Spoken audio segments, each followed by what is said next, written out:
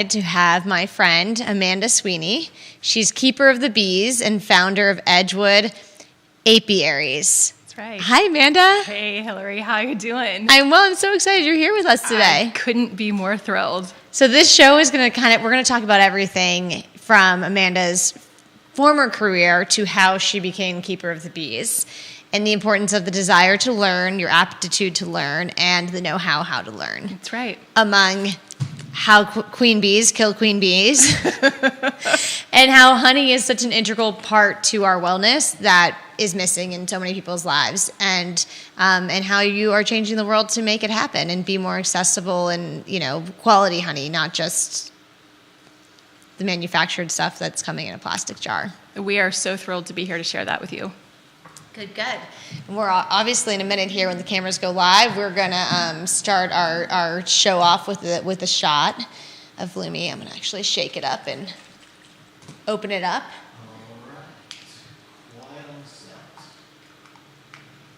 Okay, now the cameras go on. That's your camera.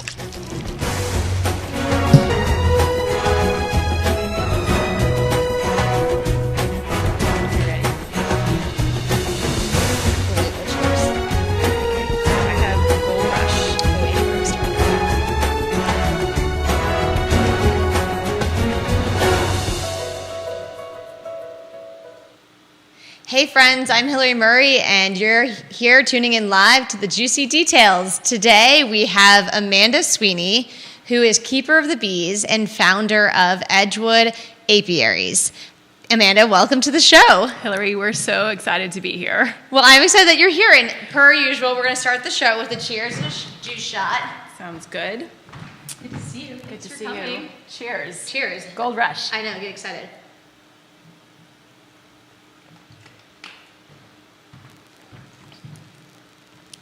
Okay. How does it make you feel? This is Amanda's first Gold Rush shot, so I can't wait to hear her thoughts. It's very peppery. So turmeric, which is one of the ingredients in Gold Rush, Love turmeric. is really wonderful to help prevent inflammation and help with brain health. But you need a spice agent to help it be useful in your body, so that's why we use cayenne in the Gold Rush shot. I love it. I'm Yeah. not going to die here, right? Are you okay? Do you need some water? No, we're good. I'm joking. It's not even funny to joke about. Before the show, I asked Amanda if she had allergies and if she were okay to have a shot of Gold Rush, but I guess I forgot to tell you that there was cayenne in it. It's okay. It's all good. It's all good. Some like it hot. I like a little heat. Totally. I know. Are you sweating yet? I'm sorry. Not yet. I might cry.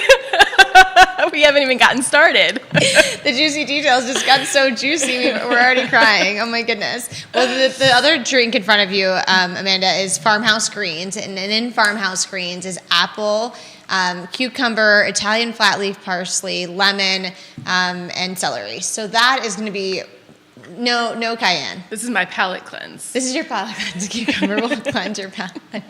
And grab some honey in front of you as well. Oh, that's really, really nice. I love it. I get the celery. You get the celery? Mm-hmm. Awesome.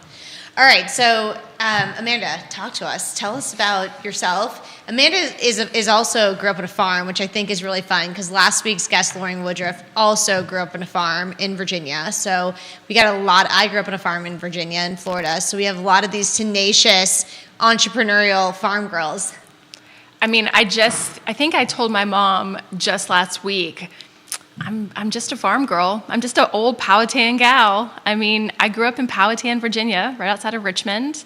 I graduated high school there in 1999. So I am I'm the result of, the 90s version of the public school systems. Not so bad, What were they teaching in the 90s in the public school system? Real stuff. Like in some cases, I remember my English teachers in high school, like real literature, dissecting the Scarlet Letter, an array of different novels, real English lit, American lit, and like more intense than when I went to college. Yes. My teachers in high school were serious about what they brought to the classroom. It was an amazing experience. So, love Powhatan High School, 1999 grad. Woo! So when you say like farm town Powhatan, how far did you have to like take the bus or drive to school? We did take the bus. My mom is actually a school teacher, was a school teacher. She's Okay. now serving on the school board in Powhatan, and has been for a couple of years now. And so we as kids, we would often, ride the Ford Uber station wagon of the 1990s, the Town and Country. Okay. Yeah, the Town and Country station wagon, where you had like an extra 4 seats in the trunk of the car that would pop open. And Yes. so if we weren't headed to school, we were headed to vacation Bible school in the summer. It was a car absolutely filled with children. That was that was how my mom rolled, like just kids all the time. But my mom would drive us to school until we got to the age where we were, embarrassed to be seen with the mother school teacher. And so then we thought it was way cooler to ride the bus. But little did we know that we were met with a really, really strict bus driver who would blow the whistle really, really loud if the children weren't behaving, and everybody sat very, very upright in their seats, and there was no hanging and crazy noise. Mary Brown kept that school bus absolutely in tip-top shape. So, Oh my goodness, I love that you remember your school bus driver's that's right, name as well. Mary Brown. That's like, hey, Mary Brown, I hope you're listening today. That's awesome. And how big was your class then? So in 99, I think we were just under 200 students graduating, so small. And That's pretty big, actually, for a rural high school. I think, I want to say 35 or 40 of us had been together since kindergarten.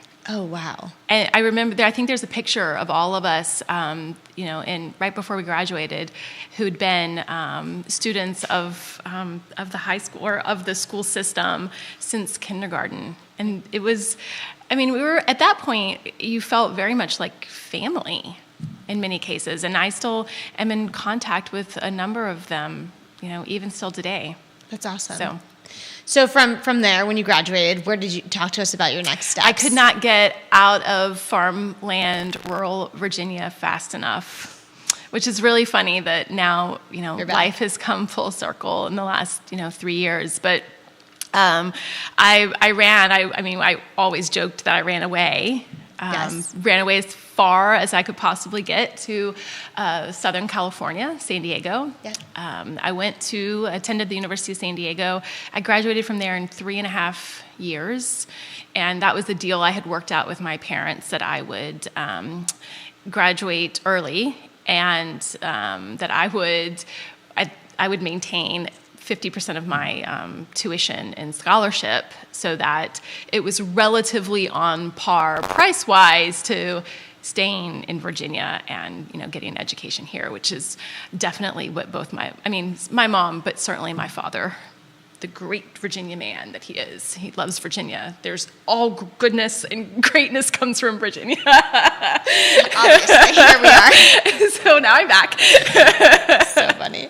And you have 4 daughters, and I have 4 daughters. You're raising them in Virginia. Yes, to be great, and to at least one of their chagrins, the oldest. Yes, and this is the oldest is how I met Amanda. Well, I met her at the farmers market. So when we talk about Edgewood apiaries and her products, her honeys and her skincares that are available, they're available online, and they're also, the way I met Amanda was at the farmers market. That's right. And then one day I came again to the farmers market with my daughter, and there was this really energetic, so enthusiastic young lady that was selling the product. And I was like, wow, she want to come work for me? She's so awesome. How old is she? She's legal to work. She's legal to work.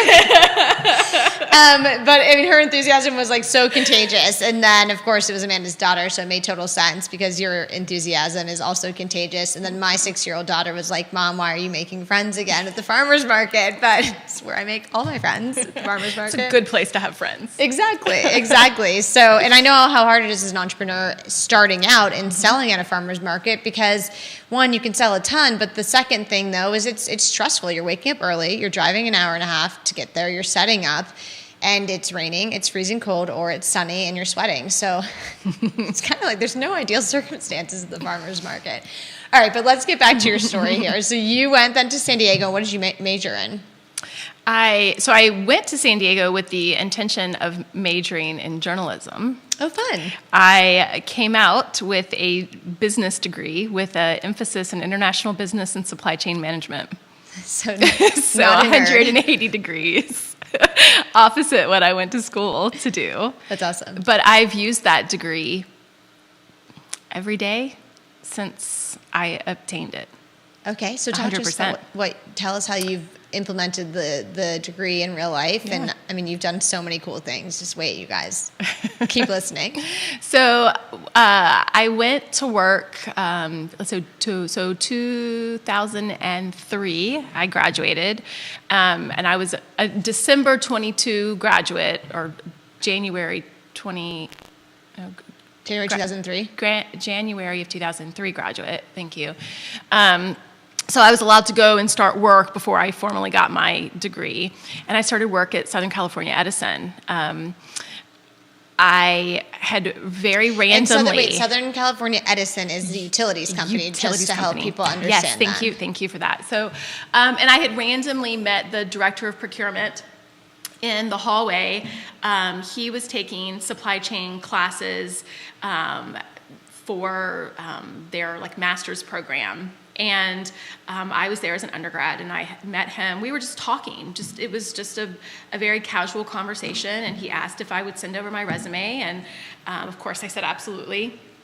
And within a matter of months, I was hired and headed from San Diego up to LA. I had bought a condo and was very, very quickly pressing the accelerator to life and just going to work. I mean, what was that interview process like? Did you ever think you'd be working in utilities? I did not go to school with the goal, or even come out of school with the goal of going to work for the utility company. I just wanted a solid job where I would be able to pay my bills, pay back the little bit of a school loan that I had taken out, and demonstrate to my parents that I could support myself, and just start to build a life on my own. That was really what it was all about. It was all about the money at that point in my life. That's so fun. I mean, that's early exactly 20s, right? Yeah. I mean, but it sounds like you found the work fulfilling. It wasn't just about the money. It was interesting and challenging, and I didn't really know what to expect going in. I was just super excited and proud to be putting my degree to use, because so many people go to college and get a degree and they never actually use it. And so I was, very busy patting myself on the back to have, selected something to study that I was actually going to get to use. And it was an absolutely amazing learning experience. I was only there for a couple years, but I worked with, I call them the crusty engineers, right? They were guys that had been with the utility company for decades. They knew the ins and outs of all of the equipment, and I was the newbie, and kind of cocky probably to them. I don't ever really. No, I mean confident. But it was a really good learning experience for them and for me, because I think as they were wanting to learn how to work with younger people. There was a kind of a wave of younger people coming into the utility company at the time, and they were trying to figure out how do we work together and establish team and respect, and understand that there are numbers of different job types that get impacted by every supply chain, every sourcing decision that gets made. So, it was a lot of learning on the job, excellent experience. And, I left because I moved back to San Diego to get married, basically. Okay. And then tell us what happened there. Where'd you meet your husband? I met my husband at the University of San Diego. Okay. So we had just maintained a really strong friendship for several years. And I mean, there's I call it love at first sight, because I think we both Sorry, Jace, I have to tell the story. Yeah, tell it. This is the all the juicy juicy details. Nothing is yeah. off I mean, I the think here. it was very much love at first sight, but also like he hit on me at the airport, the San Diego airport. We were he was getting his master's degree in business and his Juris Doctorate. His focus and his master's degree was supply chain. So we were both part of the student organization that was touring companies and learning about supply chain. And so Cool. he had hit on me at like 6 or 6:30 in the morning after I had said to my girlfriend, "Who is that?" But of course I rejected him immediately. I'm like, it is too early. It's too early.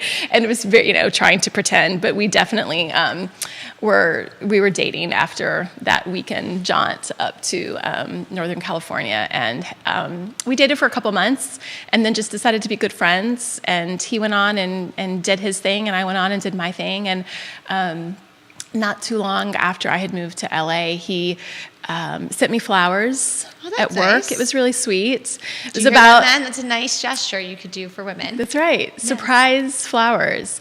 It came with a birthday card. Oh, cool. Was It it was your really birthday? sweet. It was 30 days after my birthday to the date.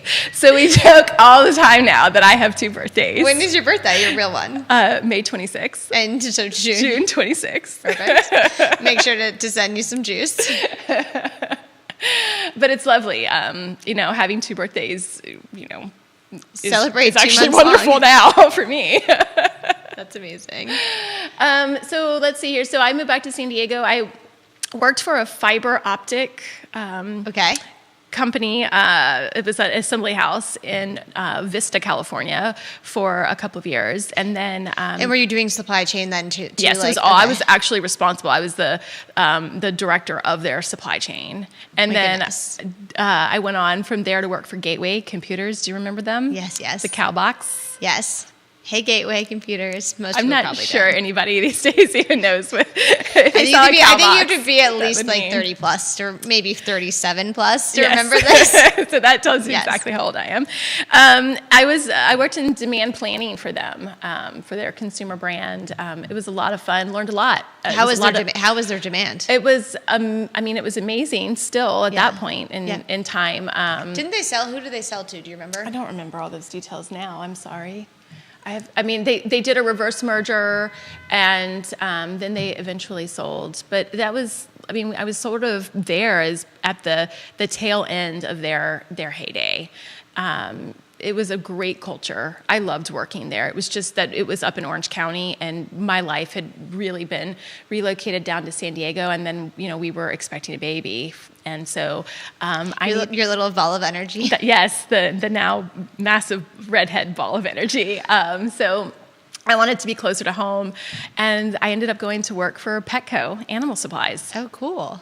Oh, So- and there's for those of the listening, there is a dog in the studio, Liza, who's amazing, then helps us put the show on.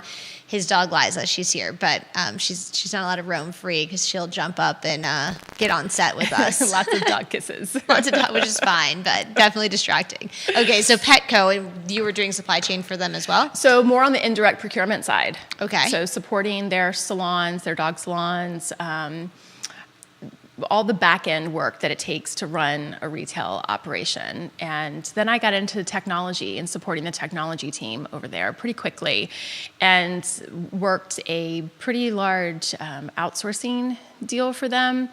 I'd never worked in that space before, and that kind of work where you're looking to move jobs offshore is really touchy work.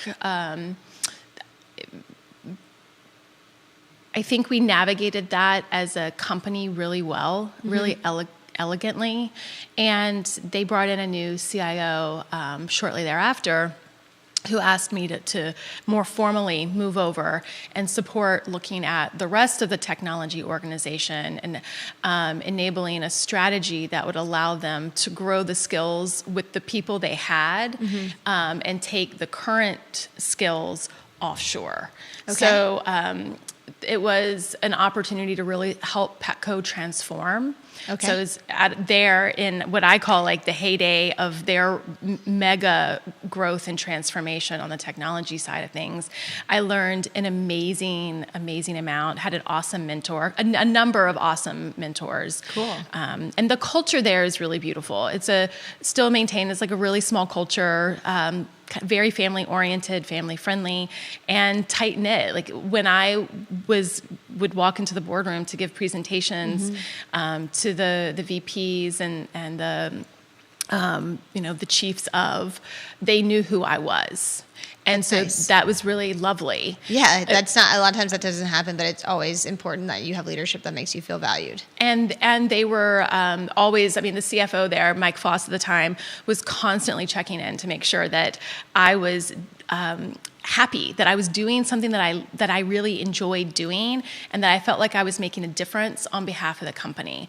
And from a leadership perspective, I found that incredibly inspiring. Sure. And I've taken that and I try to emulate that. And with my teams, even today, yes, we run a small apiary, but I have kids. Small for now, but we've got $1 million business goal, so Yeah. that's not going to be small for long. And also not small in the amount of bees you have to manage, That's which I can't right. wait That's to right. talk about that either. So, being an awesome leader takes a lot of Sure. really cool and important personality traits and skill sets. And so I've tried to learn from those awesome leaders in my life and leave behind what didn't work from my perspective and kind of take and modify and change and make work for either myself or my team.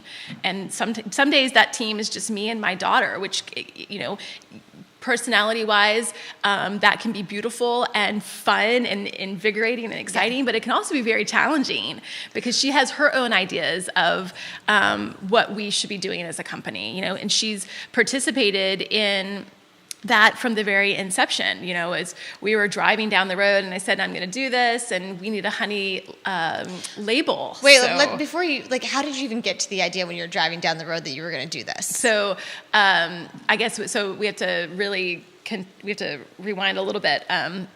We moved from San Diego, where I was working at Petco, to Oregon, and Okay. where I worked for Nike for a number of years as a technology executive there.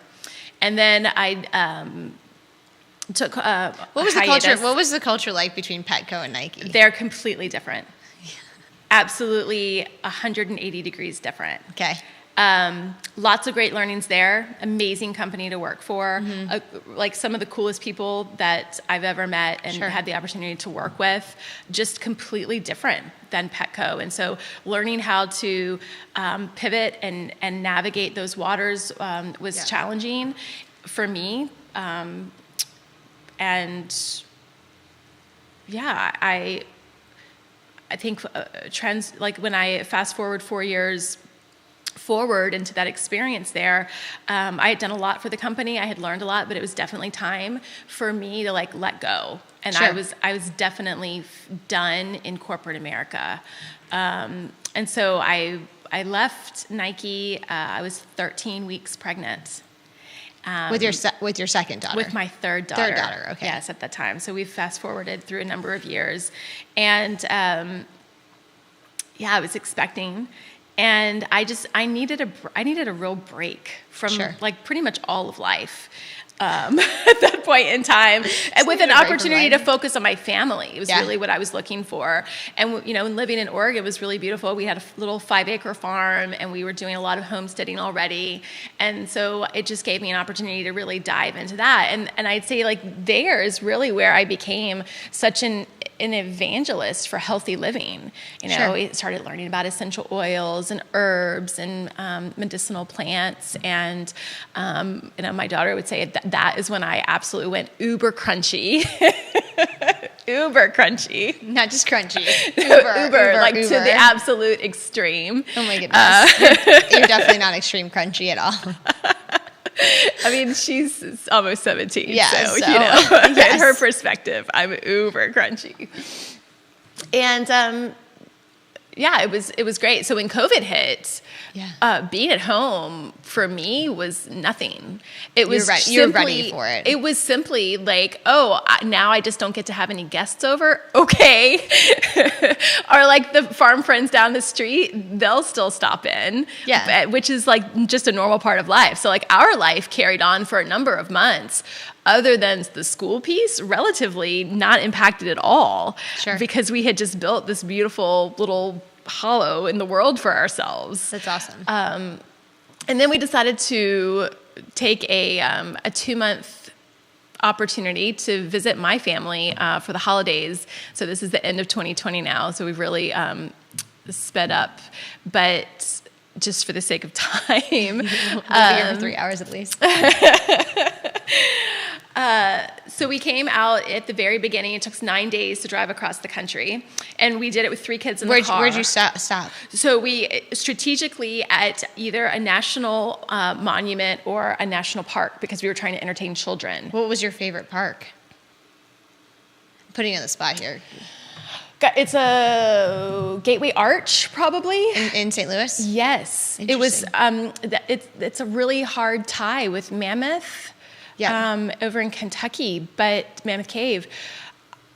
I was shocked. I thought that in St. Louis we were going to go to the top of the arch and come back down. Yeah. And that would be the extent of our little day trip, and we were going to jump back in the car, grab some barbecue and head out of town. But the museum that's underneath that arch is one of the best museums I've ever been in my life. That This is not being paid for by by the National Park Service. yes, or the state of Missouri, the great state of Missouri. But yes, keep going. So visit Gateway Arch. I'm taking advertising dollars.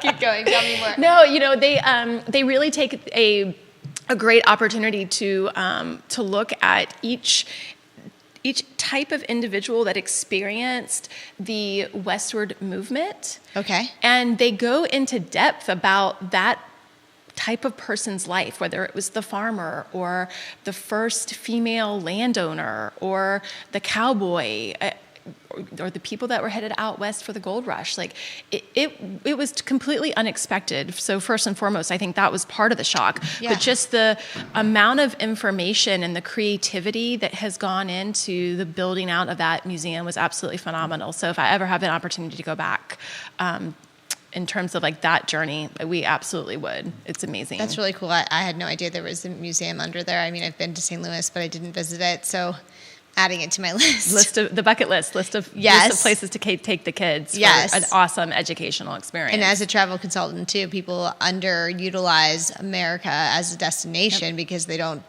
what is there to see? But there's so much to see here. So doing it by way of the national parks was a really great, fun thing to do. And my kids collect all the national park like the patches and the keychain, and like we're the family that runs into the gift store first probably and then hits the trails just so everybody gets their patch, because I don't need kids fighting in the car over who did or didn't get a patch for that national park. So you made it all the way back to Powhatan, did I say it right? Powhatan. So you made it back to Powhatan in 9 days from Oregon, and 2 weeks later, so we were here for all of November, all of December, promised my parents that I was going to be back in the car by the 1st or 2nd day of January, headed back to Oregon.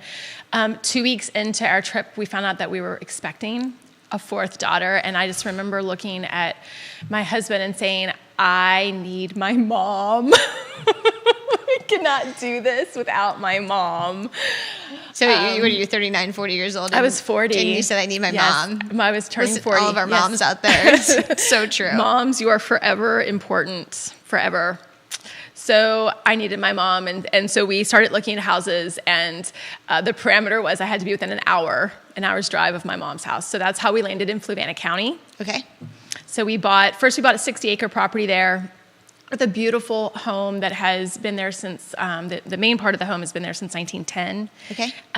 And we purchased it from a lovely family who also had raised daughters there. Okay.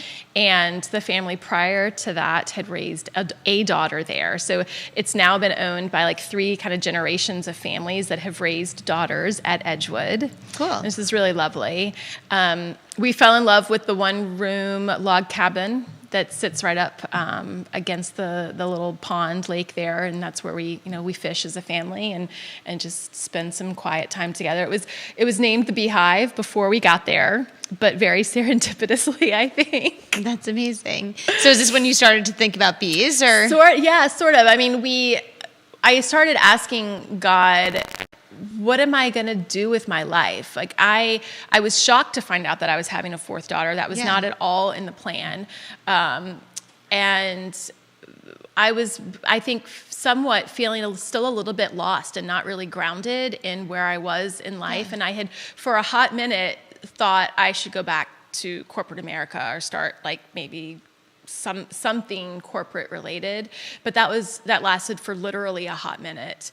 Well, I mean, it's hard. You literally worked in these very serious roles where you were definitely corporate America. I mean, they were creative, but, you were just doing these things that were just business acumen, to wazoo. Yeah, and I think I had really defined who I was as a person through the lens of corporate America, and that didn't work for me. Like deep down in my own soul. Yeah. But that was certainly at that point in time, from like the time that I was in my 20s up until my mid 30s at least, how I really defined success was, the title, the amount of money that I was making, my investment portfolio, and that's all great. And there are important components of that to life, but that was, it took me, really taking a step back and, having a 4th kid to really get myself grounded in who I was ultimately intended to be, if that makes any sense at all. It's very... Most people don't say they're less grounded after their 4th kid. Definitely Jesus answering your prayers. So I had this young infant in my arms, and I kept asking God, what was I supposed to do? Yeah. And I kept getting, go back to your roots, go back to your roots, go back to your roots. Well, what on earth does that mean? Like, my family's been here farming Virginia for 15 generations. 15 generations in Virginia? In Virginia. 15 generations. What year does that put us at? Back to the founding of Jamestown. Oh my goodness, what year is that, 16 something? Mm-hmm. So, my dad has a cousin who has meticulously traced the family history, and then my mom has a sister who has done the same similarly on her side, and we know that there's like a distant cousin that was rewarded for, I guess, valor or something out of the Revolutionary War. I mean, it's beautiful and beautiful history, and we've been here for a really long time. But what did that mean? Go back to your roots. Go back to your roots. Well, we had always contemplated adding bees to our farm in Oregon, or even in San Diego when we were living on our little 8,000 square foot lot. Like, we wanted to have a hive and just play around with bees, and they had always just been a curiosity to me, but I love honey. I love honey. I love honey medicinally. I love honey in food. I love to experiment with different ways to use honey, and I love food too. Food, wine, and all cocktails with honey. All great things come from agriculture in my viewpoint, my worldly viewpoint. And so I said, okay, bees. And I looked at Jason and I said, we're going to do bees. And he says, okay, then do it right. Like, go big. And I'd never read a book on beekeeping. Probably would have been a good thing to do. Have you read one since? Absolutely, I've read a lot. I've been drinking honeybee husbandry from the fire hose for 3 years. Okay. I have amazing mentors here locally in Virginia. up at Sourwood Farm. Ryan Williamson, he's been great down at Honey in the Hive over in Powhatan. Keith White has been absolutely amazing supporter from the very get-go of just like getting me grounded and trying to help me understand. Because when most people get into beekeeping, they acquire maybe 1 or 2 colonies of bees. Like if you're really going to go big, maybe you get 4, and that's a lot. And how many do you have now? So we're somewhere between like 75 and 80 colonies of bees. Last summer we were up to about 95, 100. We'll see how we've gotten through winter. But when we started with 73 colonies of bees. All on your property in Fluvanna? Between Fluvanna and Powhatan. So my brother and my grandma Peggy, they graciously allow us to keep bees there. And it's been an absolute wild ride of a learning experience. So I would never tell anybody out the gate that they should absolutely jump in and go 50 hives in. But it's how really it's how I do most of everything in life, is just like jumping in the deep end and figuring it out. Yes. You mentioned the whole idea around having a desire to learn, a capacity to learn, and a know-how to learn. And that's how I was raised. It's embedded in my blood and like my spirit that is how you approach life. So you don't have to be an expert, but you have to know how to learn. Sure. And you have to go in, roll up your sleeves, and get to work. And so that's what we did.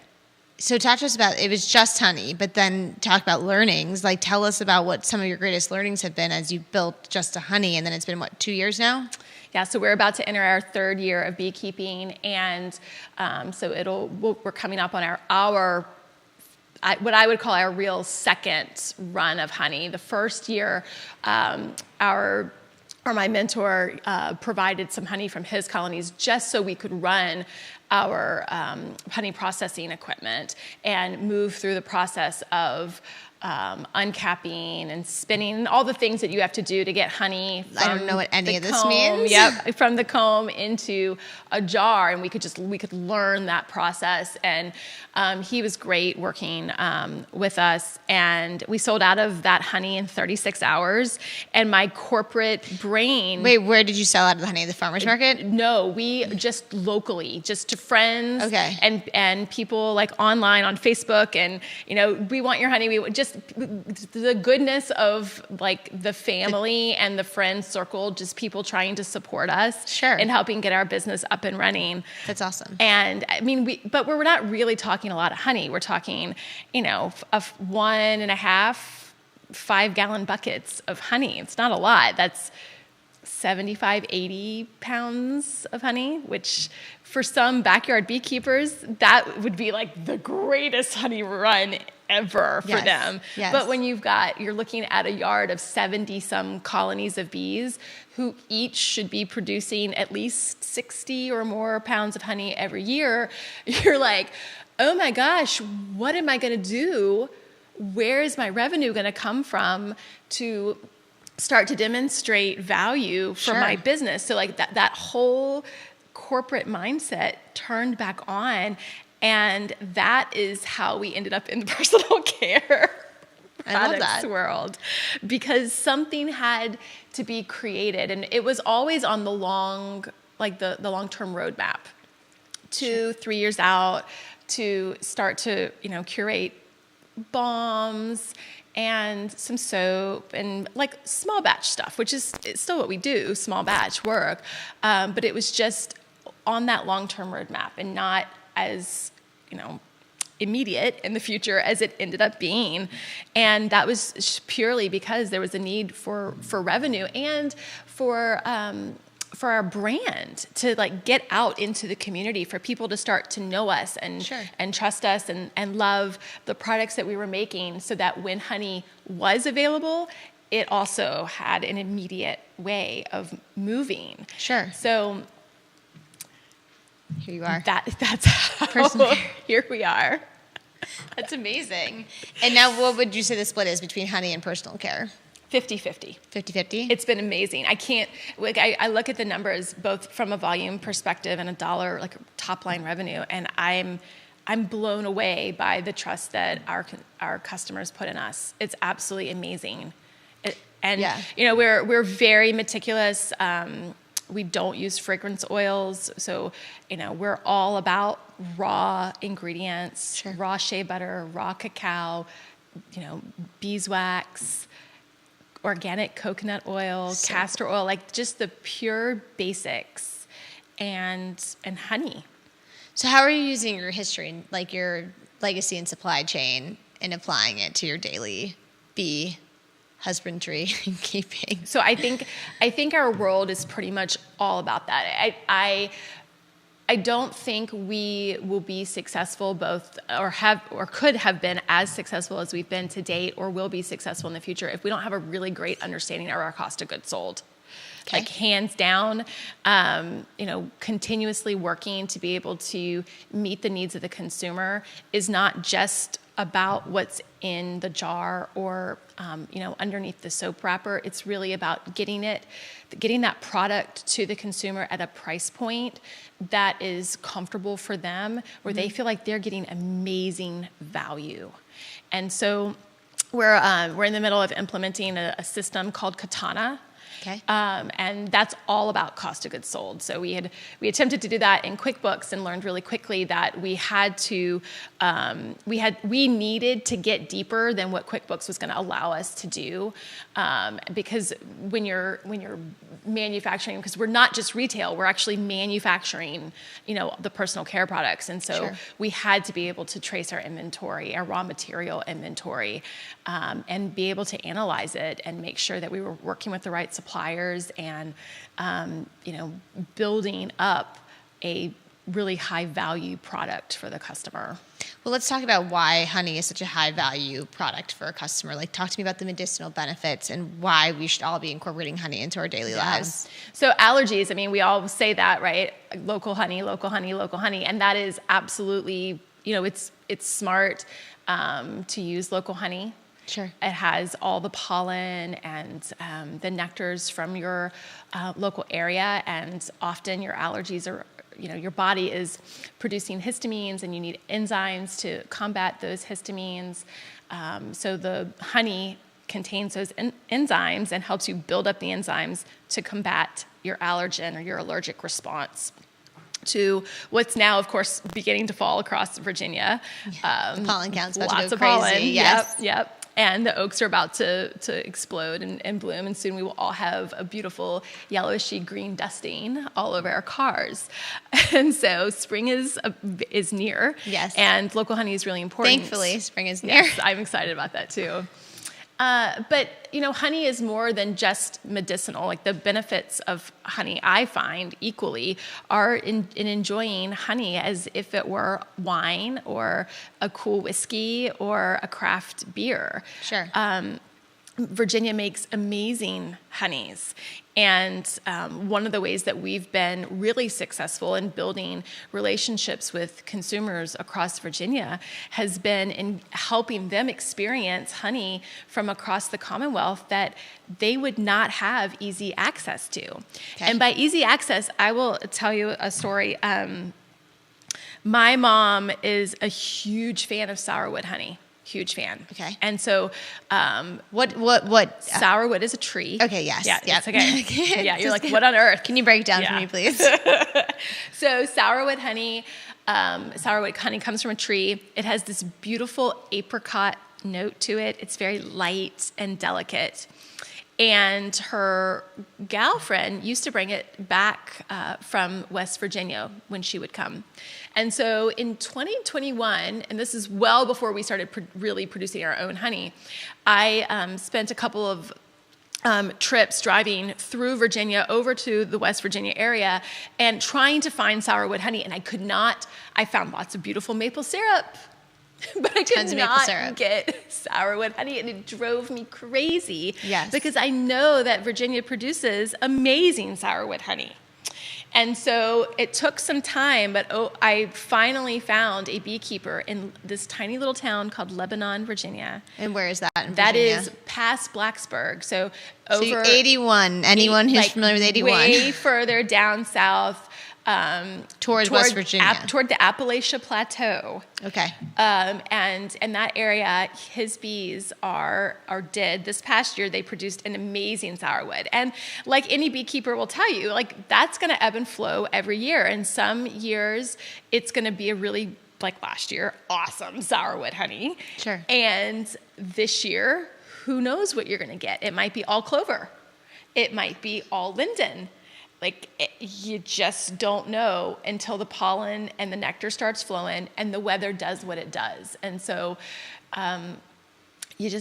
that is what makes honey so complex. So it's and like honey. unique. It's like a vintage of wine, right? Every year you get something Absolutely. different, or like tequila, agave has harvest great way to and describe takes it. the. Yes. The different agave can like bring on the flavors, terroir properties. So it's almost like the bees have a terroir property that's coming from all the things that are blooming. So can you like date your honey from like 1992 and try it 20 years later or no? Honey has no shelf life, so you could. Oh my Absolutely. goodness, that's so crazy. Absolutely. I'm really trying to like hold on to, because we'll name our honeys. And so like, we name our tulip poplar honey the Heart of Piedmont as we put it together like in these cute little gift sets for our customers. We have some honey that I acquired from a keeper over near the Shenandoah National Park. That's like a black locust and wildflower honey. It's completely unique. Yep. Tastes amazing with goat cheese and green teas. But and like when you taste it, it tastes like a Granny Smith apple. It's floral and fresh and crisp and tart all at the same time. Completely different from your butter caramel, like tulip poplar honey, and totally worlds different from your sourwood apricot forward note honeys. And so I'm trying to keep them, but like they are so well loved that it's really hard to like keep my own little stockpile of honey going on, because we've had amazing demand. It's just been it's been hands down absolutely amazing. We're so thankful. Oh my goodness, I love this. And so aside from these different flavors of honey that depends on weather and where the bees are collecting, talk to us about keeping bees alive. Oh, geez. Okay.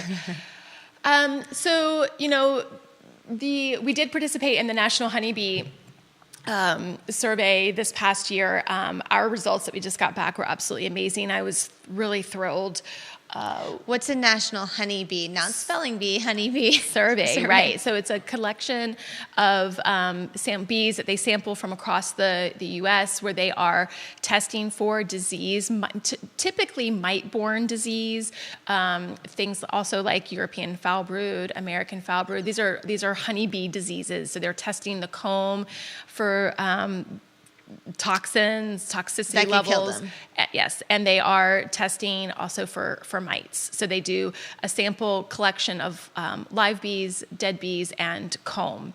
So our mite counts for October came back at well under 1%, 0.2. That was really exciting. Mm-hmm. Congratulations. Yep, and mites are really a challenge, but the results are starting to show that the beekeepers who are working so diligently to genetically breed queens with super hygienic traits are that is working. And there are there risks to biodiversity if you are genetically modifying your bees? So we actually think that it's beneficial, because what you're doing is you are looking for hygienic qualities about bees, for like cleanliness and their ability to not allow mites to take over the colony and decimate the colony. You're also looking for traits to allow them to survive certain types of weather conditions. So, in Virginia, we have these wild swings of weather. In many cases, beekeepers around the state encourage new keepers to make sure they're getting Virginia bees. So we kind of laugh and call them Virginia mutts. You can indeed get pure Russian bred bees, pure Italians, pure cannoli. Okay, so they're born in Russia and raised in No. Virginia. Yeah. So talk to us about that. That's genetic. Like that'll take us well into the evening here. Talking about genetically. On the genetic side of things, but Yeah. as part of the Cold War. Yeah. Well, as a time, we've already been talking for 50 minutes, so we're at 3:05. I mean, we can go for a little bit longer. I don't know how you're doing on time, but it just depends on what everybody is interested in hearing about and talking about. We can come back and talk about. we can always do an bee episode genetics. too. Yeah, because there's so. I mean, I feel like we just got started here, and there's so much more to keep diving into.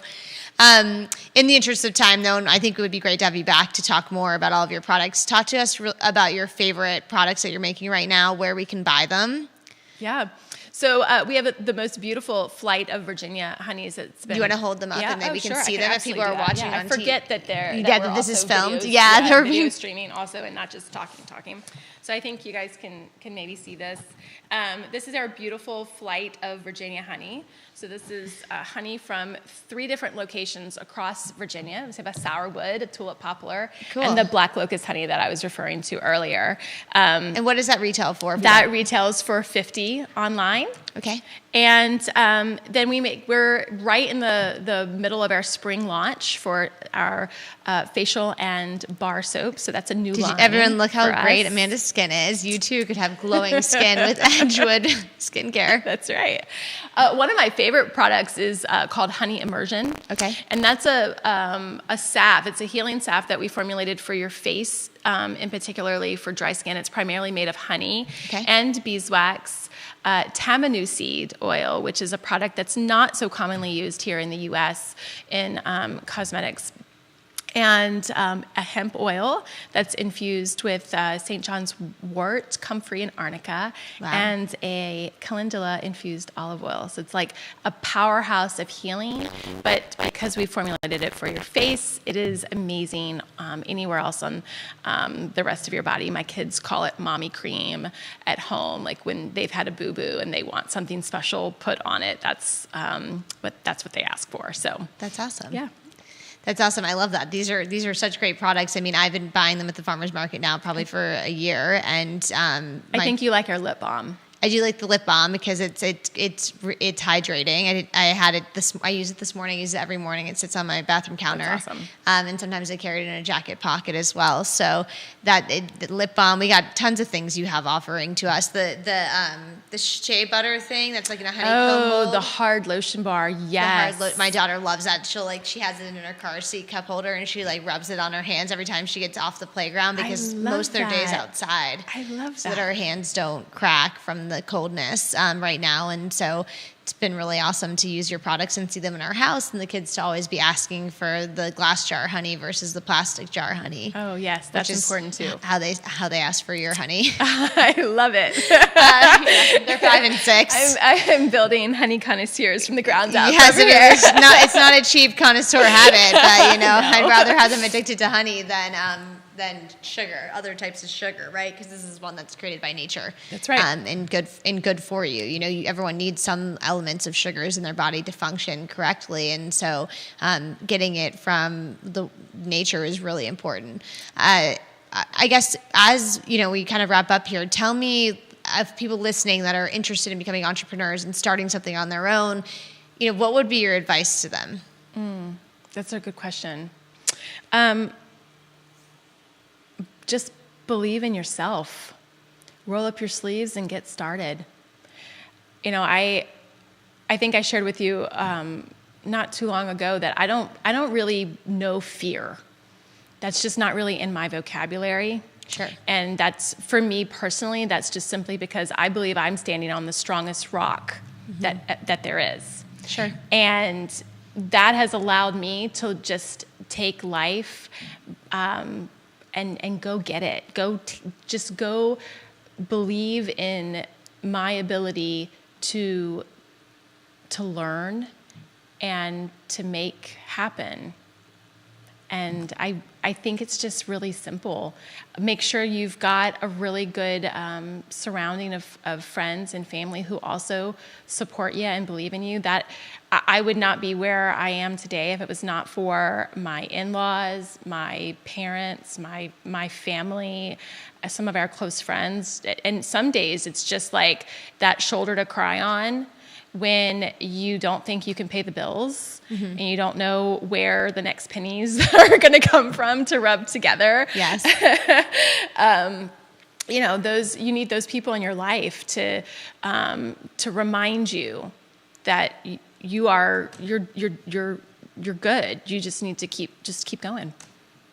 I love it. So no fear, keep No going, fear. and surround yourself with other people that are going to be your cheerleaders. Yep. And last, can you tell us your website, please? EdgewoodApiariesandFarm.com.